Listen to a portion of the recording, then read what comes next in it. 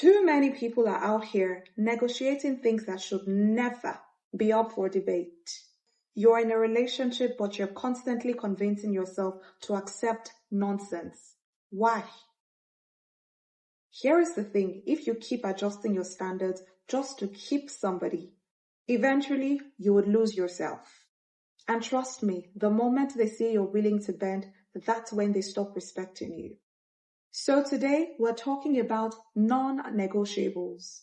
The things you should never compromise on, no matter how fine, rich, or charming they are.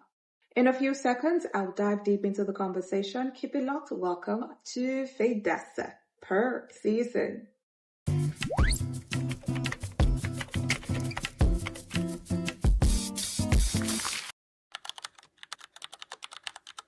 What are non-negotiables? Let's define this. Non-negotiables are the core values and standards you set for yourself that cannot be compromised. Because if you do, you won't be happy and the relationship will fail. Now it's like this. Imagine if a restaurant removes salt, seasoning, and heat from their cooking. Is it still food? Technically, yes. But is it worth eating? Exactly.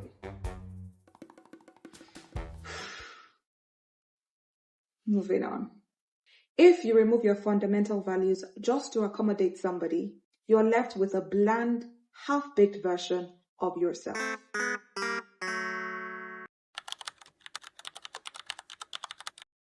Now let's be clear. High standards, necessary. Unrealistic expectations, a fast track to disappointment. High standards are things like I need respect, emotional security, financial responsibility, and loyalty. Unrealistic expectations, I need a billionaire, 6 feet 5 inches, emotionally available man who loves me. I mean, that can suffice. But some of us, we kind of stretch it. He's human, he will mess up. He wouldn't always be emotionally available. He's not Jesus Christ. And buys me a new car every 6 months. Really? Can you buy that car for yourself? Every 6 months. He came to this life to be buying and providing cars just for you. Or for the men, I want a woman who looks like a supermodel, cooks like a 5-star chef. Meanwhile, you can't even make a moderate bowl of noodles. Never complains, never gains weight, and worships the ground that I walk on. Oshe, king on earth, king of the heavens on earth.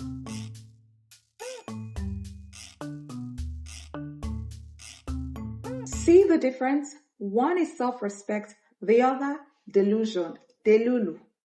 Yes, deluluness, delusionness, delusionivity, whatever, delulu.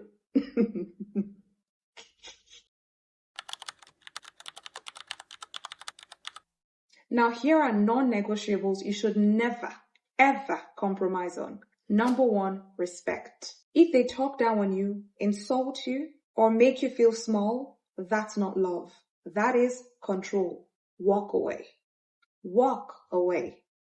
Respect is the foundation. If they do not respect you, nothing else, absolutely nothing else matters. Number 2, communication.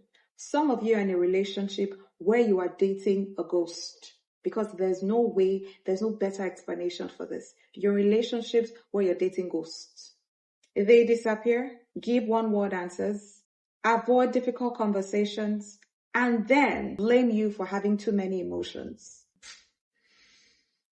God is good.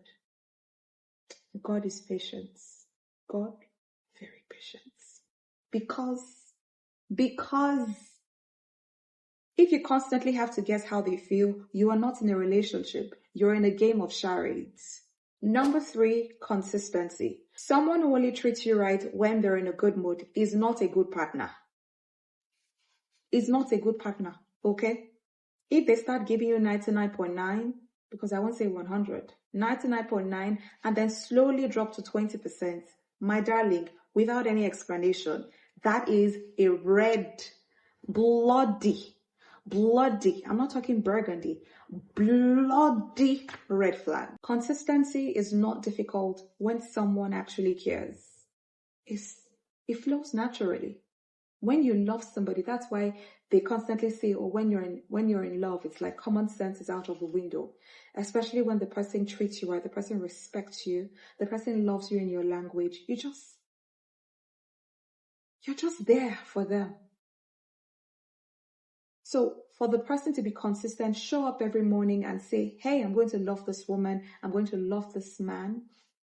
It doesn't need to be forced. It flows naturally. Naturally. No reminders. None at all. Number 4, financial responsibility. Money doesn't make love, but love wouldn't pay the bills. And that's on period. That's on period. If they are reckless with money, always borrowing, never saving, or expect you to fund their lifestyle, run for your dear life. Financial stress is one of the top reasons relationships fail. If they cannot handle their own finances, how do you expect them to handle a future with you in it?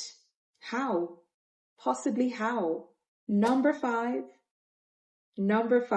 peace of mind. If the relationship is draining your energy, causing anxiety, or making you lose yourself, it is not worth it. It is not worth it. Love should feel like a partnership, not a prison sentence. That's a good one, though. That's a good one. Love should feel like a partnership, not a prison sentence. If every week is another dramatic episode of Toxic Love Chronicles, another dramatic episode of Toxic Love Chronicles, cut it off. A lot of people have lost their lives, lost themselves because they fell in love. The God I worship is not a God of confusion. So when you get into something like this and it is draining you and you get angry every moment, you're fighting, you're raising your voice, physical altercations, that is not from God. Not from God. Yes, you can have a long list of these things written down, but if you don't take actionable steps,